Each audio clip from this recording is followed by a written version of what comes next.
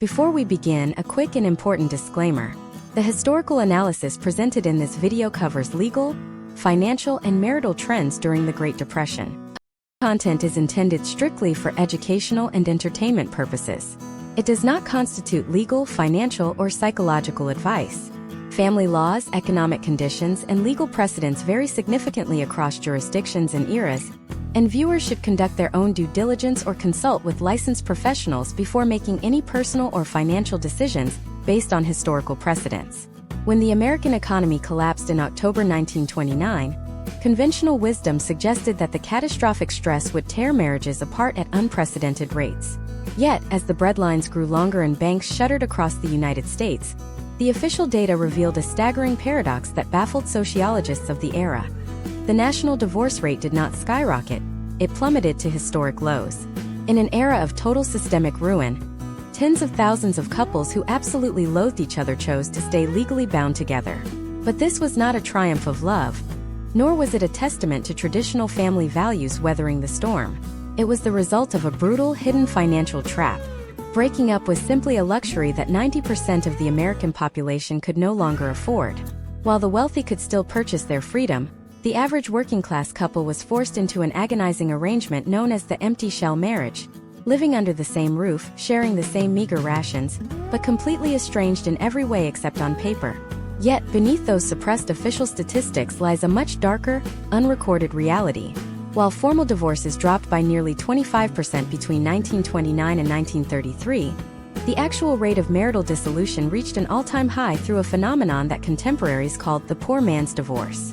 Millions of men and women simply walked out the front door and never returned, vanishing into the nomadic underbelly of a desperate nation. This single shift altered the fabric of American society, redefining legal custody, property rights, and gender roles for the next 50 years. To truly understand how modern relationships survive or fail during economic crises, we have to look at the exact mechanisms of this historical breaking point. We must examine how the loss of a single $25 weekly paycheck could transform a stable household into a legal and emotional war zone. Understanding this historical breakdown solves a critical, high-stakes problem for the modern United States audience. Today, we live in an era of persistent economic volatility, fluctuating inflation, and shifting employment landscapes. By analyzing the precise historical trends, case studies, and systemic pressures of the 1930s, we gain an unvarnished blueprint of how macroeconomic distress directly impacts micro-level human relationships. This masterclass will provide you with a deep, data-driven understanding of the structural links between financial stability and marital longevity, allowing you to recognize the hidden pressure points within modern domestic economies before they reach a point of systemic failure. To understand the mechanics of the Great Depression divorce paradox, one must first look at the literal cost of legal separation in 1930. A standard, uncontested divorce at the start of the decade required significant capital. Legal fees, filing costs, and the mandatory court appearances routinely totaled between $50 and $100. In an era where the average annual income for an American family had crashed from $2,300 down to less than $1,500, and where unemployment in major industrial hubs like Detroit and Chicago soared past 40%, spending 2 months' worth of rent on a legal decree was an absolute impossibility. Cash was entirely illiquid, locked away in collapsed banking institutions or stripped from families by sudden wage cuts. Consider the case study of a typical working-class family in industrial Pennsylvania in 1931. The husband, a steelworker, faces a 60% reduction in hours before being laid off entirely. The wife attempts to supplement the household income by taking in laundry or seeking domestic work, but municipal budgets are depleted, and neighbors have no money to pay for services. The domestic tension escalates as basic nutritional needs go unmet. Under normal economic conditions, the incompatibility would lead directly to a local family court filing. However, under the weight of the deflationary crisis, the couple discovers that the local court requires an upfront cash filing fee just to place the case on the docket. Furthermore, the legal system of the 1930s was not designed for amicable, no-fault splits. To obtain a divorce, one party had to prove severe wrongdoing, such as adultery, extreme cruelty, or physical desertion. Proving these grounds required witnesses, private investigators, or extensive documentation, all of which demanded significant financial outlays. If a wife wished to sue her husband for divorce on the grounds of non-support, She had to prove that he had the financial capacity to provide support but willfully chose not to. In a landscape where millions of able-bodied men were genuinely blacklisted or completely unable to find work, proving willful non-support became a legal impossibility. The courts consistently ruled that systemic unemployment was an act of economic providence, not a personal marital crime. Consequently, the legal avenues for dissolution were effectively cordoned off for anyone outside the upper middle class. This financial barrier created a stark, class-based divide in how marital trauma was managed. For the wealthy elite, the economic downturn merely altered the geography of their divorces. Wealthy individuals who wished to bypass the restrictive laws and long waiting periods of their home states turned to divorce colonies like Reno, Nevada. In 1931, Nevada aggressively lowered its residency requirement for divorce seekers to just 6 weeks, creating a booming industry. Wealthy Americans would travel to Reno, reside in luxury guest ranches for 42 days, pay the substantial legal fees, and secure a quick, hassle-free decree. The data shows that while local municipal courts in New York and Ohio saw their dockets dry up, the Reno courts processed a record number of cases during the absolute nadir of the economic collapse. This stark contrast highlights a fundamental historical trend. Economic downturns do not eliminate the desire for divorce.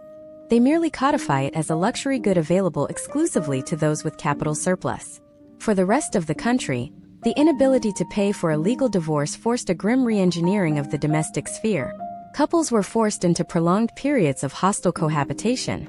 The psychological data collected by sociologists during the mid-1930s reveals that these empty shell households developed highly regimented survival strategies. Homes were physically partitioned. A husband might occupy the basement or a single room, while the wife controlled the main living space. Communication was reduced to the bare minimum, required to coordinate the collection of municipal relief vouchers or the management of household utilities.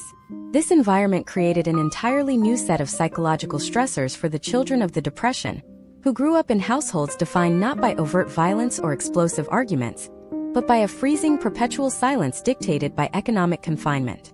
The legal bond became a financial prison, where neither party could afford the cost of a new deposit on a separate apartment, nor could they split their existing assets without rendering both individuals completely destitute. To truly grasp the magnitude of this financial imprisonment, imagine a modern parallel adjusted to our current reality in 2026. Imagine a family living in a suburban household outside of Chicago. Both partners are trapped in a high-inflation economy where housing costs have doubled, and suddenly the primary earner loses their tech or manufacturing position due to corporate restructuring. They cannot sell the home because they are deeply underwater on their mortgage, and neither can afford a secondary rent payment of $3,000 a month on a single income. This modern paralyzing trap is exactly what millions experienced in 1932, but without the safety net of digital side hustles or modern credit lines.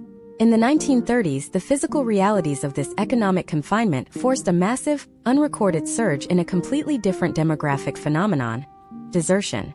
Sociologists of the era quickly labeled desertion as the poor man's divorce. When the cost of a legal decree equaled 2 months of food, thousands of husbands took a step that altered American demographics forever. They simply walked out the door and never came back. Let us break down the exact sequence of how a typical desertion manifested in a working-class household in 1932. Consider the case study of John, an automotive assembly plant worker in Detroit. In late 1929, he is making $7 a day. By early 1931, the plant operates only 2 days a week. By 1932, the plant shutters entirely. John spends 6 months walking the streets, standing in lines with 5,000 other men for a single opening as a janitor. Every evening, John returns to a home where his wife, Mary, must look him in the eye and explain that the local grocery store will no longer extend their line of credit. The children are sleeping under heavy coats because the coal furnace has been cold for 3 weeks. The psychological pressure here is not just emotional. It is rooted in the rigid gender expectations of the early 20th century. A man's entire identity and authority within the American household were tied to his role as the economic provider. When that role collapsed, the structural integrity of the patriarchal household collapsed with it. The step-by-step psychological erosion followed a predictable historical trend. First came the intense shame, followed by domestic arguments over the allocation of pennies. Next came the avoidance, where the husband would spend all day sitting in public parks or wandering railroad yards just to avoid the silent accusation of his family's hunger. Finally, the breaking point arrived. John realizes that if he remains in the home, he is an extra mouth to feed, a consumer of scarce resources who contributes nothing. But if he disappears, his family becomes eligible for local private charity or municipal relief funds, which were frequently denied to households with an able-bodied, adult male present. One morning, John states he is going out to look for work in a neighboring town. He walks to the local rail yard, waits for a slow-moving freight train heading west, and hops into an open boxcar. With that single act, he joins the roaming army of over 2 million migratory transients traversing the United States. He has not sought a legal divorce, he has not negotiated child support, and he has provided no forwarding address. For Mary, the journey of divorce has occurred without a single legal document ever being filed in a court of law. This created an immediate, catastrophic legal and financial crisis for the abandoned spouse. Under the prevailing laws of the 1930s, an abandoned wife was left in a legal limbo that paralyzed her ability to take economic action. Imagine trying to navigate a world where you cannot legally sell your own property, sign a new lease, or access joint bank accounts because your husband's signature is legally required for every single transaction. If John and Mary owned their modest home, Mary could not sell it to raise cash for food because a married woman could not transfer property titles without her husband's explicit, notarized consent. Furthermore, local municipal relief offices were notoriously bureaucratic and suspicious. If an abandoned wife applied for the county dole, social workers would launch extensive investigations to ensure the desertion was not a coordinated scam to cheat the system. Investigators would interview neighbors, check local employment registries, and demand proof that the husband had truly vanished. During this weeks-long verification process, the family received zero financial aid. To survive, abandoned women had to aggressively pivot into the underground or informal economy, completely shifting traditional gender roles. Case studies from cities like Cleveland and St. Louis reveal that women transformed their living rooms into unlicensed boarding houses, cramming 3 or 4 single laborers into tiny spaces to collect a few quarters a week in rent. Others took in massive loads of commercial laundry, working 18 hours a day over boiling cups of water, permanently altering their physical health. The children were pulled out of school at ages 12 or 13 to sell newspapers or work in sweatshops, destroying their long-term educational prospects. This mass abandonment fundamentally shifted the legal landscape of child custody and state responsibility in America. Before the Great Depression, child support enforcement was largely localized and highly ineffective. If a man crossed state lines, the local sheriff had no jurisdiction and no budget to pursue him. The sheer volume of abandoned families completely overwhelmed private charities like the Red Cross and the Salvation Army. This structural failure forced the federal government to intervene in domestic relations for the first time in United States history. When the Roosevelt administration designed the Social Security Act of 1935, they were forced to include a specific provision to address this exact crisis: aid to dependent children. This program was explicitly designed to provide federal cash assistance to single mothers whose husbands had deserted them or were chronically unemployed. This was a massive institutional shift. The state effectively stepped into the role of the male breadwinner, permanently altering the relationship between the American family and the federal government. Yet, while millions of men fled their homes, a completely opposite and equally volatile trend was occurring simultaneously. In thousands of households, the economic crisis did not cause the husband to flee. Instead, it stripped him of his authority while forcing him to watch his wife become the primary economic anchor of the family. This specific dynamic turned households into absolute pressure cookers, leading to a massive spike in domestic litigation and legal battles over control of the remaining family assets. Because traditional male-dominated industries like steel, automotive manufacturing, and construction were completely wiped out, men lost their jobs at a much higher rate than women. Women were heavily employed in service industries, domestic work, textile manufacturing, and clerical positions, sectors that, while subjected to massive wage cuts, did not completely disappear. When a wife became the sole source of income, it completely upended the power dynamics of the marriage, leading to a unique set of legal and domestic conflicts that reached all the way to state supreme courts. But what happened when these desperate, economically inverted couples finally found a way to force their cases into the legal system? The bizarre legal strategies they utilized to secure freedom without spending cash would reshape American family law forever, creating a dark precedent that still influences how assets are divided today. To understand how these bizarre legal strategies functioned, we must look at the strict, fault-based legal framework that governed every family court across the United States in the early 1930s. There was no such thing as irreconcilable differences. If a couple wanted to legally sever their ties, one person had to be entirely guilty and the other entirely innocent. This requirement created a massive gridlock when combined with the absolute lack of cash. Couples who could no longer tolerate living together could not simply walk into a courthouse and file joint paperwork. Instead, they had to manufacture elaborate legal theater to satisfy the strict requirements of state statutes without triggering expensive, prolonged trials. Imagine if you and your spouse were forced to stay married simply because you could not afford to pay a judge to look at your case, while simultaneously facing a legal system that demanded proof of an actual crime to grant a dissolution. To circumvent this, working-class couples began engaging in systemic, coordinated perjury, a phenomenon that legal historians now refer to as migratory collusion or domestic staging. This was a highly calculated step-by-step process designed to trick the court while keeping expenses to an absolute minimum. Let us examine a detailed case study from a municipal court in Ohio in 1933, involving a couple named Robert and Helen. Robert had been a mid-level clerk at a freight company before the crash reduced his employment to zero. Helen managed to secure part-time hours at a local textile mill, completely reversing the financial leverage in the home. The psychological strain led to a mutual agreement that the marriage was dead. Because they could not afford the fees for two separate attorneys, they hired a single low-cost storefront lawyer who specialized in what was colloquially known as budget divorces. The lawyer laid out the only viable, low-cost path forward. They had to stage a legal fault, and that fault was typically desertion or extreme cruelty, as these were the cheapest to document. The step-by-step execution was precise. First, Robert had to pack a single suitcase and physically move into a crowded, cheap boarding house across the city line, establishing a new residence.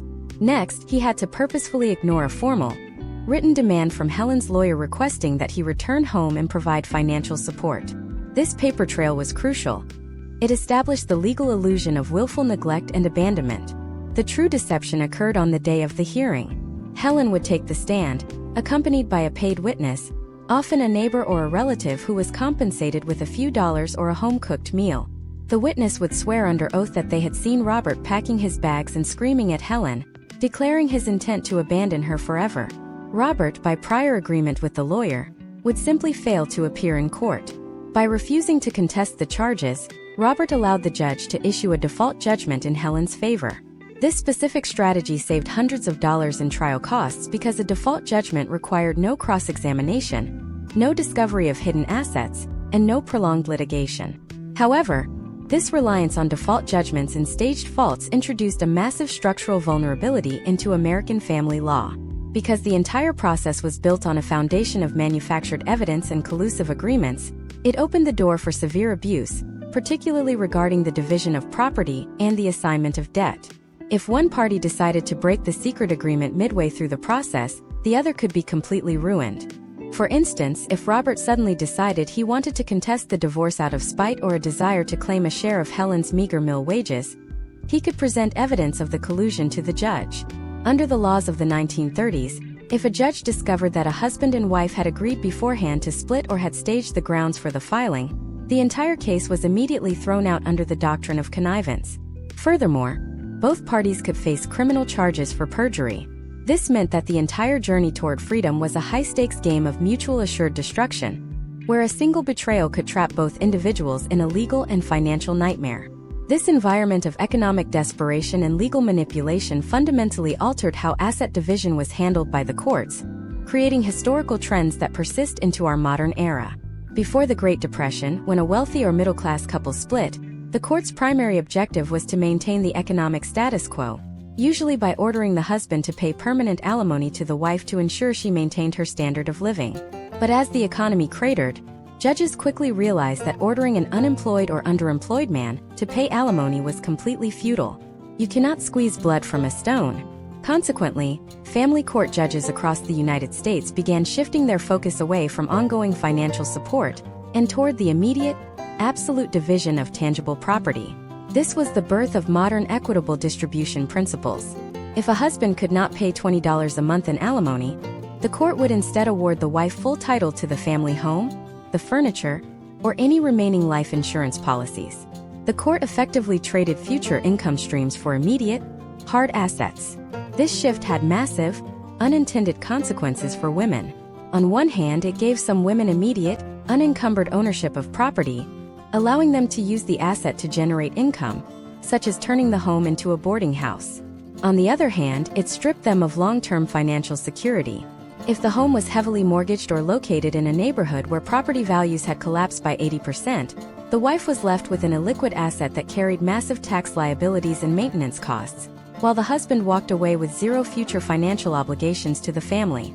This structural pivot in the legal system forced an entirely new pattern of behavior among women, seeking a way out of broken marriages. They had to become cold, calculating economists. Women began utilizing specialized legal strategies to protect their earnings from the debts of their husbands. In the 1930s, if a husband ran up massive debts with local merchants or banks, creditors could frequently go after the joint property of the household, or even garnish the wife's independent wages in certain states. To prevent this financial contagion, women began filing for legal separation rather than a full divorce.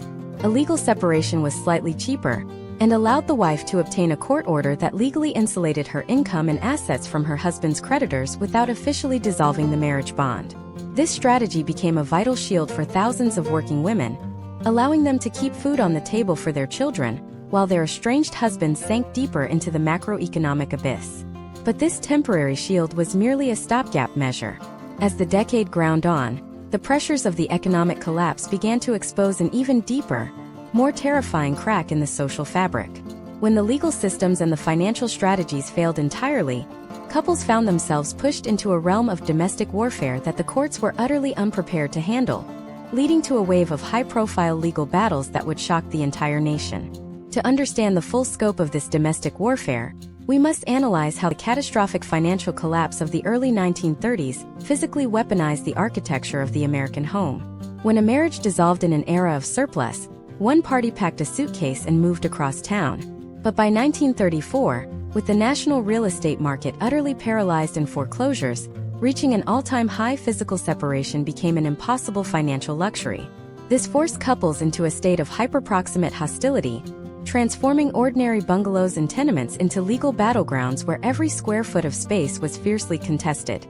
Imagine if you were forced to eat, sleep, and raise children in a 4-room apartment alongside a person you were actively suing in court, knowing that neither of you had the cash to secure a secondary residence. This was the grim reality for thousands of families across urban centers like New York, Boston, and Chicago. Because landlords aggressively enforced rent collection and municipal authorities routinely evicted families who fell even 1 month behind, estranged couples realized that their only hope of avoiding outright homelessness was to remain under the same roof. This environmental confinement created a highly specific legal phenomenon known as constructive desertion within the home. Let us examine a detailed case study from a family court docket in Cook County, Illinois, from the winter of 1934. The case involved a couple named Thomas and Margaret. Thomas was a former draftsman whose architectural firm had gone bankrupt in 1930. For 4 years, he survived on sporadic day labor, while Margaret managed to maintain a steady, though poorly paid, position as a telephone operator.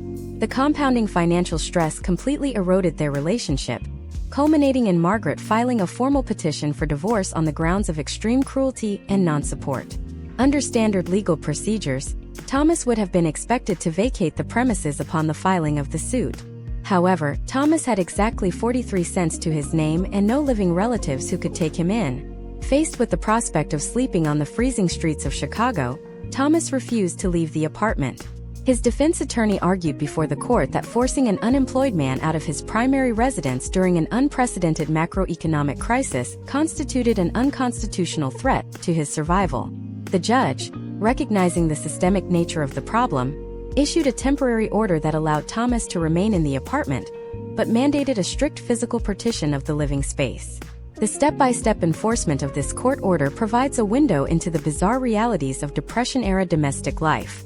The apartment was divided with meticulous precision. Margaret was awarded exclusive access to the primary bedroom and the kitchen during specified hours, while Thomas was relegated to the living room sofa and given access to the kitchen only after Margaret had finished preparing meals for the children. The bathroom became a neutral, shared zone, managed by a rigid schedule pinned to the door.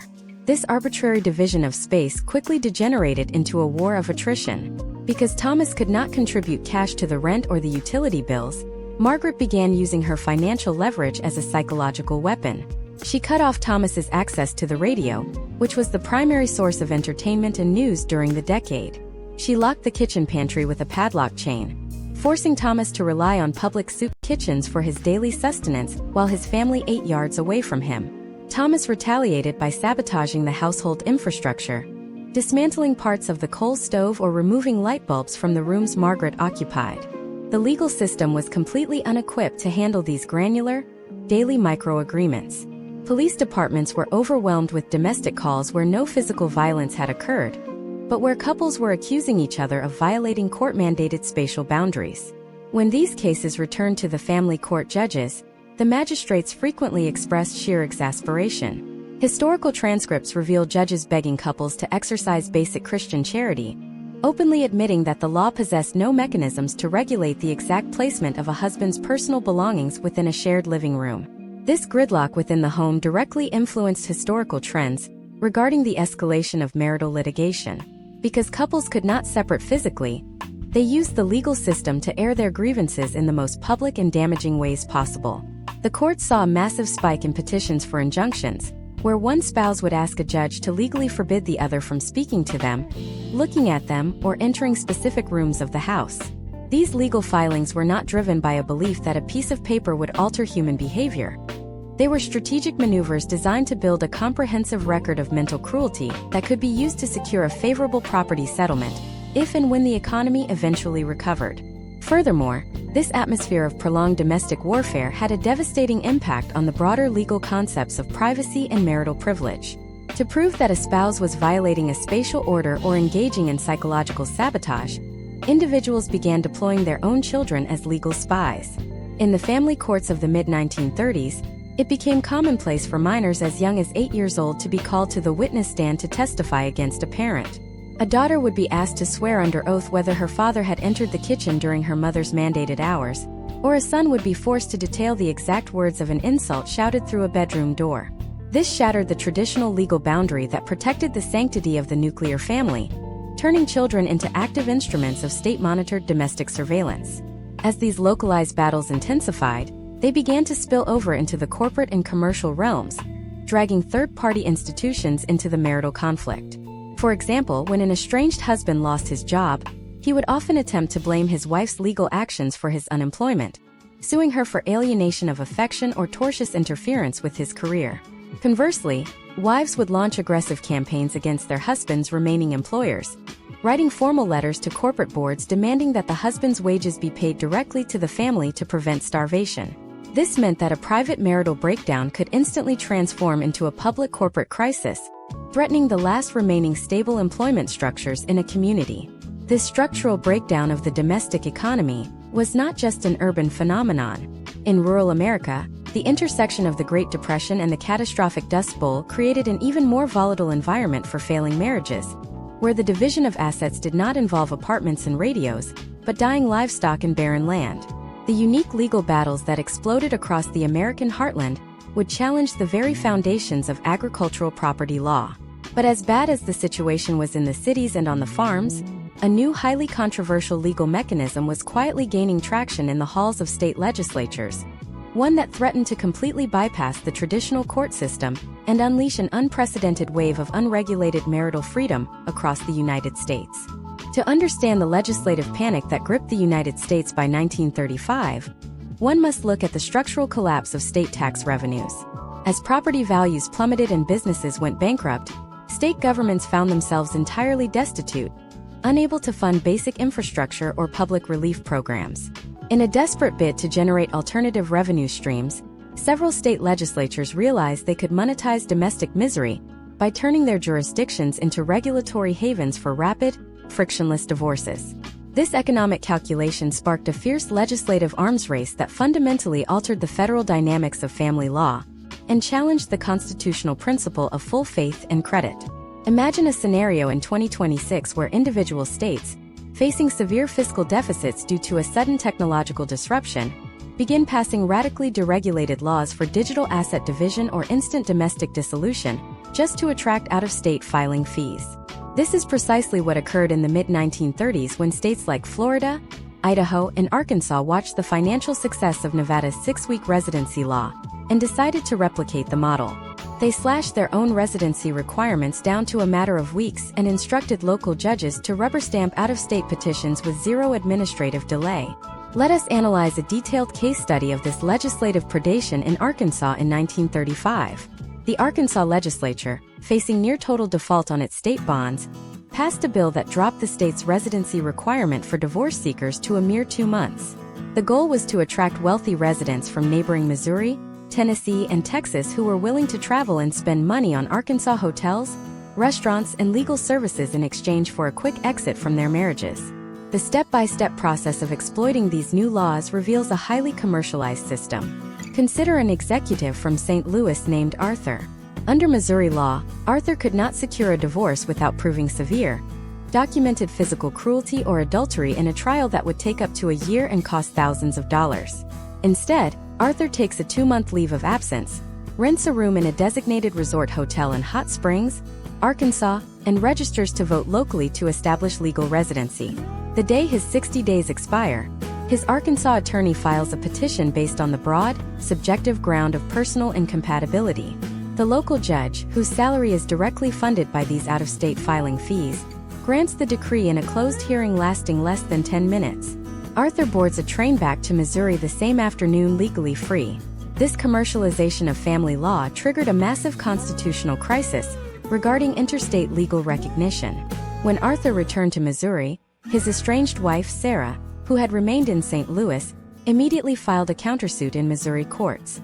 Her legal counsel argued that the Arkansas decree was completely fraudulent because Arthur had never intended to establish a permanent, bona fide domicile in Arkansas. The Missouri courts agreed, ruling that Arkansas lacked the proper jurisdiction over the marriage. Consequently, Arthur found himself in a terrifying legal limbo. He was considered legally single in Arkansas, but remained legally married and liable for full financial support in Missouri. If he attempted to remarry based on his Arkansas decree, the state of Missouri could prosecute him for bigamy. This specific historical trend exposed a profound flaw in the United States Constitution's full faith and credit clause, which mandates that states must respect the judicial proceedings of every other state. The family courts became completely balkanized. High society magazines and legal journals of 1936 were filled with warnings about migratory decrees, explaining that an individual could cross a state line and instantly change their legal status, child custody rights, and property obligations. This created immense instability for banking institutions and real estate firms, which could no longer verify whether a property title signed by a divorced individual was actually valid, or if an out-of-state spouse still held a hidden, legal claim to the asset. In response to this balkanization, a powerful counter-movement exploded across the country, led by conservative legal coalitions, religious organizations, and traditionalist lawmakers. They recognized that they could not stop individual states from changing their statutory laws, so they turned to a much more aggressive tactic: anti-cohabitation and alienation of affection lawsuits. If a husband utilized an out-of-state haven to divorce his wife and remarry, the original wife would launch massive, high-stakes lawsuits against the new spouse, suing her for hundreds of thousands of dollars for stealing the husband's companionship and economic support. These alienation of affection trials became the reality television of the late 1930s, transfixing the public and driving massive newspaper circulation. The legal strategy in these cases required a microscopic, public examination of the intimate details of the marriage. Attorneys would present love letters, intercepted telegrams, and hotel registries to prove that the new relationship had begun before the out-of-state divorce was finalized.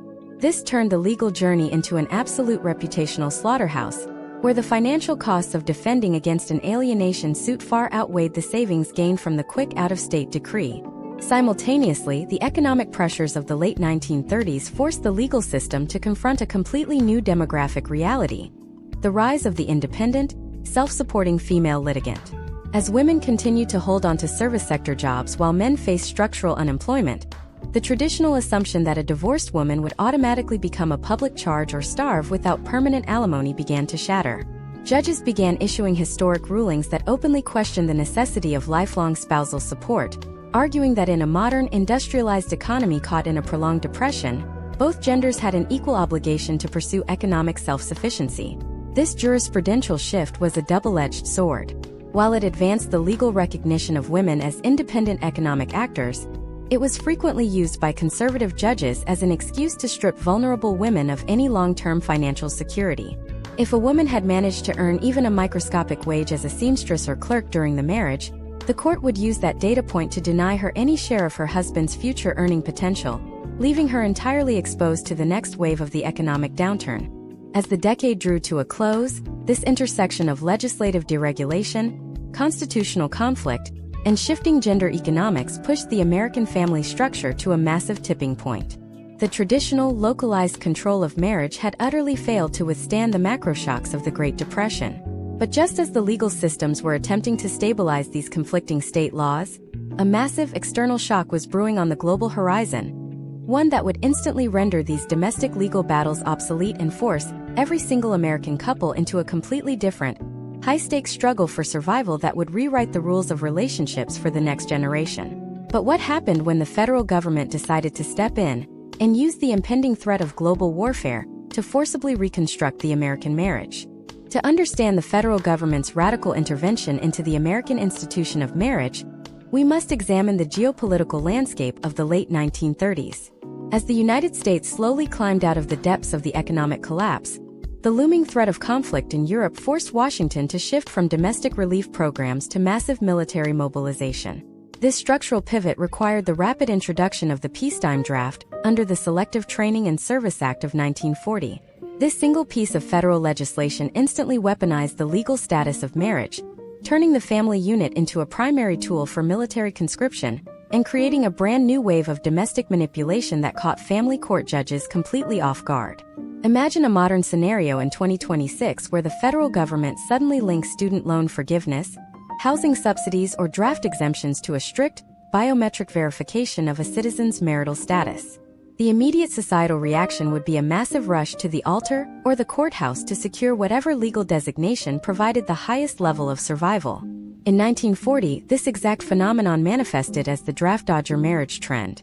Under the initial selective service regulations, married men with dependent wives and children were placed in a deferred category, meaning they would be called to military service only after the pool of single, unattached men was entirely exhausted. The step-by-step impact on family court dockets across the United States was immediate and profound.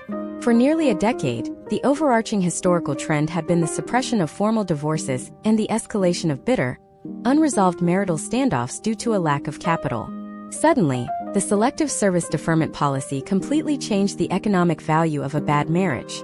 Couples who had been completely estranged for years, living in the empty shell arrangements described earlier, suddenly found a mutual financial and physical incentive to maintain their legal bond. Let us break down a detailed case study from a municipal court in Boston in late 1940, involving a couple named David and Sarah. David had spent the mid-1930s working odd jobs in construction, completely unable to provide steady financial support to Sarah, who lived with her parents. A pending divorce petition on the court docket, based on the grounds of non-support and desertion. The moment the draft lottery was announced, David realized that his low draft number made his conscription into the army a virtual certainty within 90 days. David approached Sarah with a highly transactional proposal. If she agreed to formally withdraw her divorce petition and sign a legal affidavit stating that they had reconciled, and that she was entirely dependent on his weekly income, David would agree to assign her a significant portion of his wages, or any potential federal dependency allowances. Sarah, facing continued economic uncertainty as the factory sector slowly transitioned to war production, calculated that a legal reconciliation provided a more stable financial outcome than a prolonged, costly divorce trial that would yield no alimony from an broke ex-husband. The attorney was instructed to drop the case, and the court record showed a successful reconciliation. However, this systemic manipulation of the legal system created an intense backlash from federal authorities and selective service boards. Major General Lewis B. Hershey, who directed the selective service system, quickly recognized that the sudden, unprecedented spike in weddings and marital reconciliations in late 1940 and early 1941 was a calculated attempt to evade military induction. In response, the federal government issued a sweeping regulatory revision. Any marriage contracted or legally restored after the announcement of the draft would be subjected to intense, microscopic scrutiny by local draft boards. The step-by-step investigation process deployed by these draft boards was incredibly invasive, effectively superseding traditional state family court privacy protections. Imagine if a local government committee had the legal authority to enter your home, interview your neighbors, inspect your bedsheets, and review your grocery receipts to determine whether your marriage was emotionally authentic or merely a financial arrangement to avoid a hazardous career placement. Draft board investigators would show up unannounced at apartments, demanding to see if the husband and wife actually cohabitated, or if the husband was maintaining a separate residence across town, while using his wife's name on a deferment form. If the draft board determined that the marriage was a sham or that the reconciliation was a product of collusion to evade service, they had the statutory authority to instantly reclassify the husband as eligible for immediate induction, completely ignoring any existing state court orders or marriage certificates. This created an unprecedented level of structural friction between federal administrative power and state judicial authority. Family court judges found themselves completely bypassed. A marriage that a state judge declared legally valid could be treated as entirely non-existent by a federal draft board. This federal pressure altered the trajectory of couples who were genuinely seeking a divorce. If a wife wished to proceed with a legitimate divorce against a husband who was eligible for the draft, she faced intense social stigma and intense legal resistance from the courts. The prevailing cultural narrative shifted from prioritizing individual happiness or freedom, from a bad marriage to prioritizing total national unity and military efficiency. Judges openly lectures female plaintiffs in open court, accusing them of undermining national defense by stripping a potential soldier of his domestic stability on the eve of his induction. Furthermore, the legal mechanics of obtaining a divorce became severely complicated by the Soldiers and Sailors Civil Relief Act of 1940. This federal law was explicitly designed to protect the legal rights of service members while they were on active duty, stating that no civil lawsuits, including divorce filings, could proceed against a member of the armed forces if their military service materially affected their ability to defend themselves in court. This meant that if a husband was drafted and deployed to the Pacific or European theaters, his wife back home in the United States was legally barred from finalizing a divorce, modifying child custody arrangements, or freezing joint banking assets until the conclusion of the conflict. The legal journey of divorce was effectively placed in a state of suspended animation by federal decree. A woman trapped in an abusive or toxic relationship before the war found herself legally bound to a man thousands of miles away, unable to secure her legal or financial independence for the duration of the global crisis. This wartime freezing of the legal system laid the groundwork for an explosive, unprecedented demographic eruption the moment the war concluded. The compounding pressures of the financial prison of the 1930s, followed by the enforced legal paralysis of the early 1940s, created a massive backlog of failed relationships across the United States. When millions of soldiers returned home in 1945 and 1946, they discovered that the society they had left had completely transformed, and the women they had married had spent years operating as independent, self-sufficient heads of households. The immediate collision between these newly empowered women and returning veterans would unleash the single greatest surge in divorce rates in human history, forcing the American legal system to completely rewrite the rules of family law to avoid absolute administrative collapse. But what happened when the sheer volume of these post-war filings threatened to bankrupt the municipal court systems, forcing judges to adopt a radical new approach to domestic mediation? To understand the sheer scale of the administrative bankruptcy that threatened American municipal courts as the nation transitioned out of the crisis years, we have to look at the massive influx of legal filings that flooded the system. The backlog of broken marriages built up during a decade of economic depression and half a decade of global warfare suddenly burst open. By the mid-1940s, the national divorce rate had surged to an all-time high, with more than 25% of all marriages ending in formal legal dissolution. Courthouses in major metropolitan areas were utterly gridlocked, with some jurisdictions reporting a backlog of cases stretching out for over 3 years. Imagine if you were a municipal bureaucrat in 2026, dealing with the massive infrastructure collapse where the volume of digital legal filings completely crashed the state mainframe, forcing clerks to manually process hundreds of thousands of highly complex emotional and financial disputes. In the mid-1940s, this structural overload forced family court judges to completely rethink their traditional role as adversarial arbiters. They realized that if every single failing marriage required a full, fault-based trial with witnesses, cross-examinations, and formal property discovery, the entire judicial branch of state governments would collapse under its own weight. This operational emergency drove a profound historical trend: the birth of formal domestic mediation and the institutionalization of the Family Court Conciliation Bureau. Before this structural shift, the court's job was simply to look at the evidence, identify the guilty party, and issue a decree. But faced with an unmanageable docket, pioneering judges began establishing mandatory pretrial counseling systems. The objective shifted from processing divorces to actively suppressing the number of cases that ever made it to a judge's bench. Let us analyze a detailed case study of how this new mediation machinery operated in the municipal courts of Los Angeles, a city that was experiencing one of the highest post-war divorce rates in the United States due to the rapid influx of wartime factory workers and returning Pacific veterans. Consider the case of Frank and Helen. Frank had returned from military service expecting Helen to instantly step away from her job at an aircraft manufacturing facility and return to a traditional, isolated domestic routine. Helen, having experienced financial independence and community leadership for 4 years, completely rejected this regression. The domestic standoff resulted in Helen filing a formal petition for divorce based on the ground of extreme mental cruelty.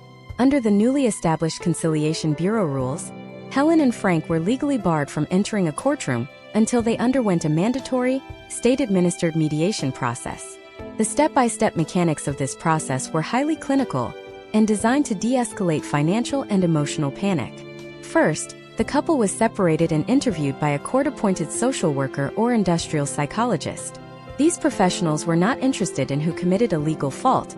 Instead, they deployed standardized psychological evaluations to determine the core economic and structural stressors driving the marital breakdown.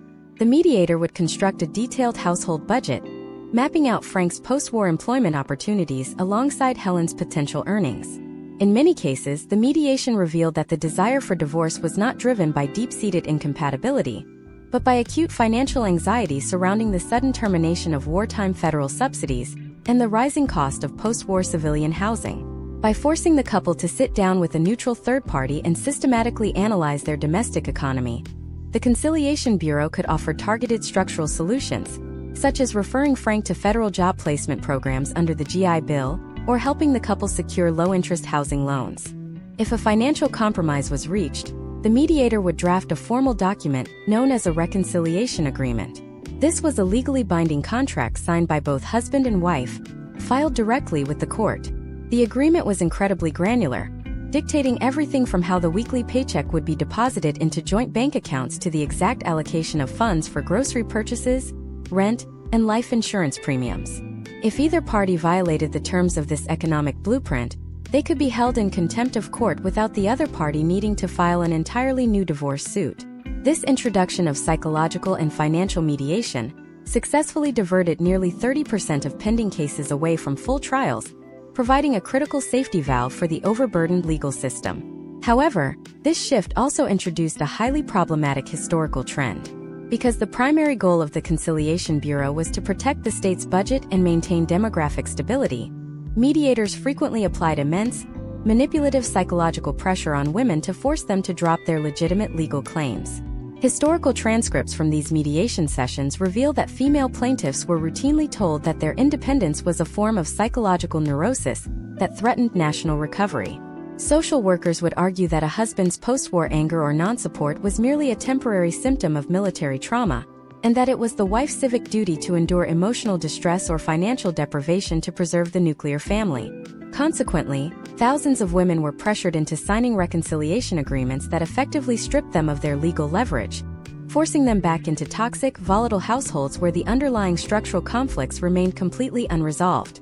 For the cases that could not be saved by mediation, the sheer volume of litigation forced a rapid commercialization of the remaining adversarial process. Storefront legal operations began appearing near major urban courthouses, offering high-speed, assembly-line divorce preparation for flat fees that working-class citizens could finally afford. These firms pioneered the use of standardized, pre-printed legal forms where grounds like mental cruelty or desertion were reduced to simple checkboxes, completely eliminating the need for custom-drafted legal complaints. This administrative optimization meant that an uncontested divorce could be processed through a courtroom in under 5 minutes, transforming the legal journey from a high-stakes moral drama into a routine, bureaucratic transaction. This transition from moral judgment to bureaucratic efficiency fundamentally changed how the American public viewed the permanence of the marital contract. The long-term data shows that the legal strategies and administrative shortcuts forged during the crises of the 1930s and 1940s permanently broke the cultural and legal monopoly that traditionalist institutions held over family structure. The journey of divorce was no longer seen as an anomalous, catastrophic failure reserved for the wealthy or the criminal. It had become an institutionalized, highly structured legal process that the average citizen could navigate to manage life's macroeconomic shocks. But as this new streamlined legal landscape solidified across the country, it encountered a massive unforeseen obstacle. The rapid growth of corporate welfare systems, private employer-sponsored health insurance, and complex industrial pension plans began adding a whole new layer of financial entanglement to the marital estate. Suddenly, a divorce did not just involve dividing a house, a radio, or a bank account. It involved dividing future corporate benefits that had not yet even been paid out. This created an incredibly lucrative and dangerous new frontier for legal warfare, where an individual could lose their entire retirement security in a single afternoon. But what happened when a group of pioneering corporate lawyers figured out a hidden legal loophole that allowed them to secretly liquidate a spouse's future pension before the divorce papers were ever served? To understand the mechanics of this pension liquidation loophole, we must look at the rapid transformation of the American corporate landscape in the late 1930s and early 1940s. As labor unions gained unprecedented legal power through the Wagner Act, they shifted their focus from basic hourly wage increases to long-term structural security. This shift resulted in the widespread implementation of corporate pension plans, deferred compensation packages, and employer-sponsored life insurance policies across major industrial sectors like automotive manufacturing, steel production, and rail transport. For the first time in United States history, a working-class man's most valuable lifetime asset was not a piece of real estate or a savings account. It was his future retirement equity locked inside a corporate trust. However, state family law statutes across the country were completely blind to this new form of intangible wealth. In the late 1930s, marital property was strictly defined as tangible assets held in possession during the marriage, such as a physical house, a family vehicle, or cash currently deposited in a local bank registry. Future corporate benefits were classified by state courts as a mere expectancy, rather than a vested property right. This legal definition created a massive, highly exploitable loophole that corporate defense attorneys and savvy spouses began to weaponize with devastating precision. Imagine a parallel scenario in our current economy of 2026. Imagine an executive or a specialized technical worker whose primary wealth is tied up in unvested stock options, restricted stock units, or complex corporate non-qualified deferred compensation plans. If the family law system failed to recognize these digital, future-oriented assets during a domestic split, one partner could walk away with millions of dollars in hidden equity, while the other is left with an underwater mortgage and a completely depleted savings account. This exact disparity occurred historically as corporate pensions became the ultimate prize in high-stakes marital warfare. Let us examine a detailed case study from the manufacturing hub of Pittsburgh, Pennsylvania, in 1938. The case involved a senior machinist named George and his wife of 20 years, Martha. George had spent 2 decades rising through the ranks of a major steel corporation, securing a highly lucrative vested pension plan that would pay him a guaranteed monthly income upon his retirement at age 60. As the economic pressures of the late Depression continued to erode their domestic stability, George decided he wanted to exit the marriage. However, he knew that if he filed for a standard divorce, the court might attempt to award Martha a significant portion of their tangible savings, or order him to pay ongoing alimony out of his current weekly paycheck. George consulted with a specialized corporate attorney, who identified the loophole in Pennsylvania's asset division statutes. Because the pension plan was managed entirely by a private corporate trust and could not be accessed or liquidated by George until he reached retirement age, the state family court had no statutory authority to place a lien on the pension fund or order the corporation to divide the future benefit. The step-by-step execution of the legal strategy was cold and calculated. First, before any divorce papers were ever drafted or served to Martha, George entered into a private, contractual agreement with his corporate employer. He formally requested a restructure of his compensation package, voluntarily taking a slight reduction in his current weekly cash wages in exchange for a massive increase in the corporation's future contribution to his retirement trust. On paper, George's current income appeared to have plummeted, making him look financially strapped to any family court judge reviewing his wage statements. Next, George utilized a provision within the corporate pension charter that allowed an employee to irrevocably designate a primary beneficiary for the survival benefits of the trust. Without Martha's knowledge or consent, George stripped her name from the policy and designated his adult brother as the sole beneficiary. Because the corporate trust was governed by private contract law rather than state family statutes, the corporation was legally obligated to honor George's modification without notifying his spouse. By the time George formally served Martha with divorce papers on the grounds of incompatibility, his financial profile was artificially decimated. When Martha's attorney requested a disclosure of assets, George presented court-certified bank statements showing a depleted savings account and a pay stub that had been reduced by 40%. When Martha's counsel argued that George's future pension was worth thousands of dollars and should be factored into the equitable distribution of the estate, George's corporate lawyer countered with established state precedent. A future pension is an unvested contingency that could disappear entirely if George died or was terminated before age 60, and therefore, it possessed a current legal value of exactly $0. The family court judge, bound by the strict, outdated definitions of marital property, had no choice but to rule in George's favor. Martha was awarded the physical household furniture and a tiny, temporary alimony award based on George's artificially lowered current wages, while George walked away with his massive retirement equity completely intact. This case study illustrates a broader historical trend that emerged during the late 1930s. The legal system's inability to keep pace with rapid industrial and corporate innovation consistently penalized the non-earning spouse, turning the journey of divorce into an absolute financial wipeout for women who had dedicated decades to domestic labor. This structural loophole sparked an intense, quiet panic among family law advocates and progressive legal coalitions across the United States. They realized that if corporate benefits remained insulated from court orders, the entire concept of marital economic partnership would become completely obsolete. Lawyers began developing counter-strategies to pierce the corporate veil protecting these retirement trusts. They started hiring specialized forensic accountants, a brand new profession at the time, to systematically audit corporate registries, calculating the exact present cash value of a future pension stream based on actuarial mortality tables. These early forensic legal battles were incredibly complex and hard-fought. If a wife's lawyer could prove that a husband had deliberately deferred his salary into a corporate trust to defraud his spouse during an impending divorce, they would ask the judge to apply the equitable doctrine of fraudulent conveyance. If granted, the judge could not touch the corporate pension directly, but they could penalize the husband by awarding the wife 100% of the remaining tangible assets, such as the family home or commercial real estate holdings, to offset the hidden corporate wealth. This legal warfare completely transformed the nature of corporate human resource departments across the country. Companies found themselves dragged into thousands of messy domestic subpoenas, forcing corporate executives to spend days testifying in municipal courts about the internal mechanics of their executive compensation plans.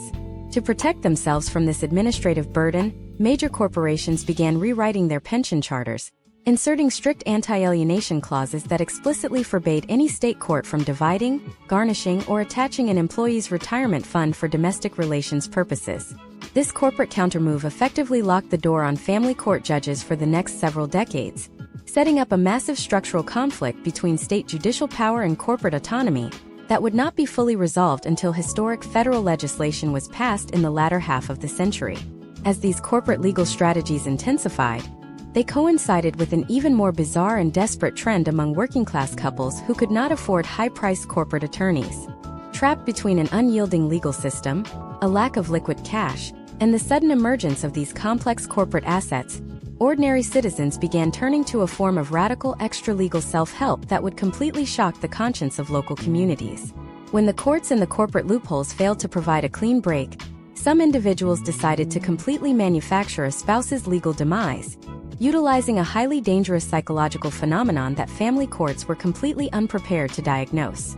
But what happened when these desperate spouses began using the systemic chaos of the late Depression to successfully fake their own deaths, leaving behind a trail of psychological destruction and fraudulent insurance claims that would trigger a massive federal manhunt? To fully grasp the magnitude of this extra-legal self-help phenomenon, one must look at the systemic breakdown of missing persons tracking in the late 1930s. The United States lacked a centralized, computerized law enforcement database. Fingerprint registries were rudimentary and localized, social security numbers were brand new and entirely unlinked to interstate law enforcement networks, and cross-state communication relied on physical mail or expensive telegrams. When a desperate individual decided to completely vanish to escape a toxic marriage and insurmountable debts, the historical trends show that the legal and social structures of the era made it astonishingly easy to succeed. This specific act of radical evasion became known colloquially as pseudocide. Imagine a modern parallel adjusted to our reality in 2026. Imagine someone trying to erase their entire digital identity, deleting their biometric data, shutting down their connected financial profiles, and abandoning their geolocated devices just to sever ties with a spouse without going through a 2-year asset division trial. In 2026, the omnipresent digital dragnet makes this virtually impossible. But in 1939, the physical realities of a cash-strapped, disorganized nation turned pseudonymity into a highly viable escape route. Let us dissect a detailed case study from an insurance fraud and family law investigation in Cleveland, Ohio, in 1939. The case involved a mid-level industrial supervisor named Charles and his wife Eleanor. Charles had incurred massive liabilities during the mid-decade market stagnation, attempting to maintain the facade of a middle-class lifestyle, while his actual income plummeted. His marriage had deteriorated into a state of perpetual hostility, with Eleanor threatening to launch a highly public divorce suit that would expose his financial insolvency and destroy his remaining corporate standing. Faced with absolute ruin, Charles executed a meticulous step-by-step plan to fake his own demise. He was an avid amateur fisherman, a detail he purposefully emphasized to his neighbors and co-workers for months leading up to his disappearance. One Saturday morning, Charles rented a small rowboat at a local reservoir, rowed out into a secluded area, and intentionally capsized the vessel. He left his wallet, his watch, and a carefully orchestrated suicide note tucked inside a waterproof pocket attached to the overturned boat's hull. Charles then swam ashore at a pre-designated, unmonitored point, changed into a hidden set of working-class clothes, walked to a nearby highway, and hitchhiked out of the state. He relocated to a small textile town in the Carolinas, assumed the identity of a deceased individual whose birth certificate he had acquired from a rural church archive, and secured employment under the name of William. Within a matter of hours, Charles had completely liquidated his old life without spending a single dollar on court filing fees or legal representation. The immediate consequence of this act fell squarely on Eleanor and the commercial institutions left behind. Under the prevailing probate and family laws of the 1930s, a missing person could not be declared legally dead until a strict statutory waiting period, typically 7 years, had elapsed, unless a physical corpse was recovered and positively identified. This threw Eleanor into an absolute financial and legal vortex. She could not access Charles's remaining joint bank accounts, she could not claim the life insurance policy that carried a substantial $5,000 death benefit, and she could not legally remarry because in the eyes of the state court, she was still technically married to a missing man. This legal limbo forced a massive corporate intervention. Life insurance companies, facing thousands of similar suspicious disappearances during the late Depression, realized that their capital reserves were being aggressively targeted by desperate individuals attempting to fund their secret marital exits via fraudulent death benefits. The insurance conglomerates responded by forming specialized, private investigative networks, effectively creating a corporate shadow police force that operated across state lines. These private investigators deployed highly sophisticated forensic strategies to track down these vanished spouses. They would set up long-term surveillance on Eleanor's household, banking on the historical trend that many pseudocide practitioners would eventually crack under the psychological weight of isolation and attempt to secretly mail cash or letters to their abandoned children. The investigators also targeted local employment bureaus across neighboring states, systematically cross-referencing newly registered Social Security applications against lists of missing married men who possessed specialized industrial skills. In the case of Charles and Eleanor, the corporate trap snapped shut 14 months after the capsizing incident. Charles had sent a typed letter with no return address to his young son, enclosing a $5 bill. The postal inspectors, working alongside the insurance company's private agents, tracked the postmark back to the specific transit hub in the Carolinas. A field agent deployed to the town instantly recognized Charles at a local boarding house, despite his grown beard and altered attire. The legal fallout from this discovery was swift and devastating, illustrating the immense risks of extralegal marital evasion. Charles was arrested by federal agents and charged with mail fraud and conspiracy to commit insurance deception. The state family court immediately dissolved the marriage, but instead of a standard equitable distribution, the judge stripped Charles of every single remaining legal right to his property, his wages, and his children. He was sentenced to a federal penitentiary, completely ruined, while Eleanor was left with the permanent social stigma of being married to a convicted felon, illustrating how the desperate attempt to bypass the legal system routinely resulted in total personal destruction. This surge in extreme self-help strategies forced state legislatures to realize that the absolute inflexibility of their family laws was actively driving citizens into criminality and psychological collapse. The courts could no longer treat divorce as a rare, highly restricted moral judgment without triggering massive systemic chaos. This realization set off a profound philosophical shift among American legal scholars, who began drafting a revolutionary new framework for domestic relations, one that proposed to completely eliminate the requirement of proving a legal fault, arguing that if a marriage was broken, the state should facilitate a clean, orderly exit to protect the economic and psychological stability of the broader community. This progressive legal movement faced immense resistance from traditional religious syndicates and conservative political coalitions, who argued that removing the concept of guilt from family law would completely destroy the moral fabric of the United States. They launched an aggressive counter-campaign to implement mandatory waiting periods and punitive tax penalties on anyone attempting to utilize streamlined dissolution procedures. This set up a massive ideological showdown that would dominate the legal landscape as the nation entered the post-crisis era. But what happened when this progressive legal movement finally secured its first major legislative victory, passing a radical new statute that would completely strip the concept of sin from the courtroom and unleash a multi-billion-dollar modern divorce industry that no one was prepared to regulate? To understand the genesis of this multi-billion-dollar modern industry, we must examine the final systemic stabilization of the American family law apparatus as it emerged from the dual crises of the Great Depression and World War II. The chaotic decade of the 1930s had proven that stripping citizens of an affordable, honest legal exit did not preserve families. It merely generated an underground economy of desertion, collusive perjury, structural poverty, and fraudulent self-help. Legal scholars realized that the traditional fault-based adversarial framework was a relic of the 19th century that threatened to completely bankrupt the administrative state. The culmination of this decades-long journey was the conceptual design of no-fault divorce, a statutory mechanism that completely redefined the legal journey of marital dissolution. Imagine looking back from our vantage point in 2026, analyzing how major socioeconomic shifts create entirely new consumer and legal markets. When the state finally removed the requirement to prove a moral crime to secure a separation, it did not just simplify paperwork. It created a massive, highly institutionalized professional industry comprising specialized family law practices, forensic accounting corporations, child custody mediation consultants, and real estate liquidation networks. This professionalization of domestic dissolution completely changed how individual Americans calculated the potential outcomes of their long-term marital investments. Let us examine the comprehensive case study of how this transition manifested in state legislatures, serving as a structural blueprint for the modern family court system. Legal reformers began drafting the Uniform Marriage and Divorce Act, a model statute designed to harmonize the balkanized predatory laws that had allowed states like Nevada and Arkansas to exploit out-of-state misery during the Depression. The step-by-step introduction of this framework required a fundamental philosophical pivot. The legal system stopped asking who was at fault for the breakdown of the household.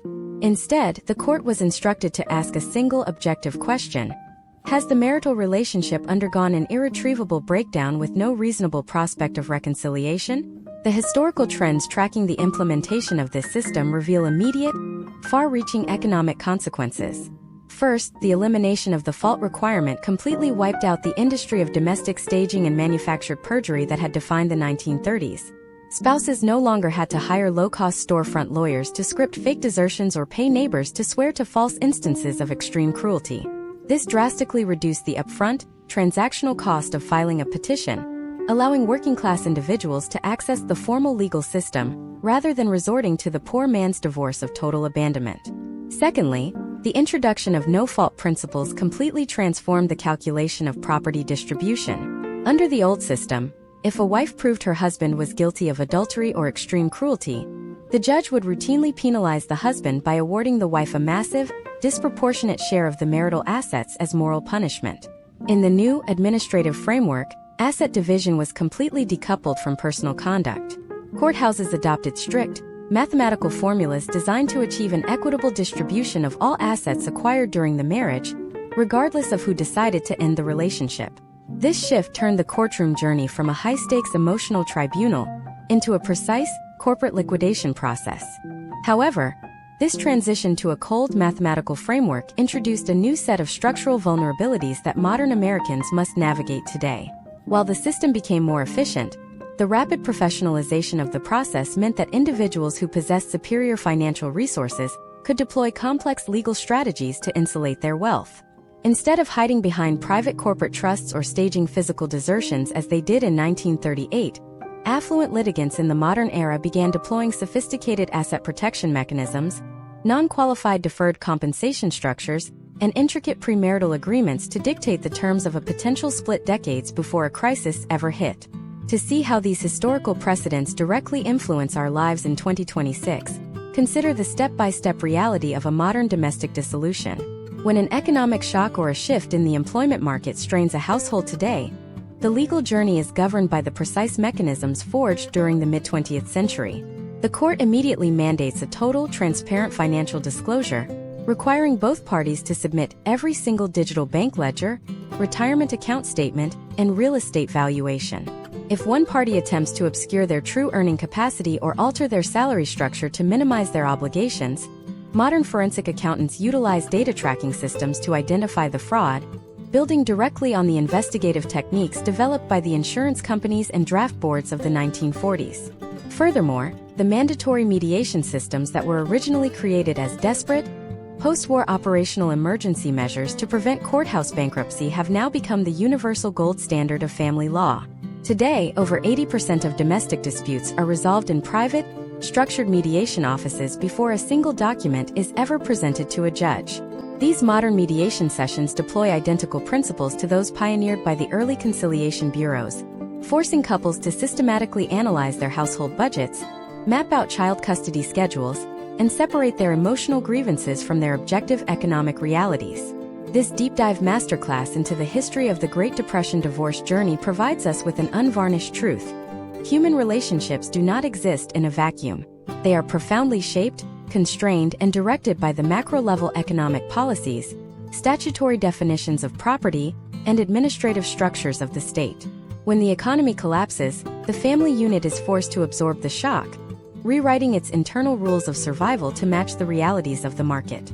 By understanding the hidden traps, class-based divides, and legal manipulations of the past, you gain the critical foresight required to navigate the volatile economic landscapes of our modern era, allowing you to recognize the structural links between systemic financial stability and long-term domestic security. The evolution of the family court system did not stop with the consolidation of no-fault divorce and corporate asset protection. As we look forward into the future of domestic relations, a brand new, completely unregulated technological disruption is quietly emerging within the legal system, one that threatens to completely automate the entire process of asset division and custody allocation, removing human judges from the loop entirely and replacing them with autonomous, data-driven algorithms. But what happens when an artificial intelligence program is given the absolute statutory authority to analyze your private communication history, your digital spending habits, and your emotional stability to instantly issue a binding, unappealable divorce decree without you ever stepping foot inside a physical courthouse?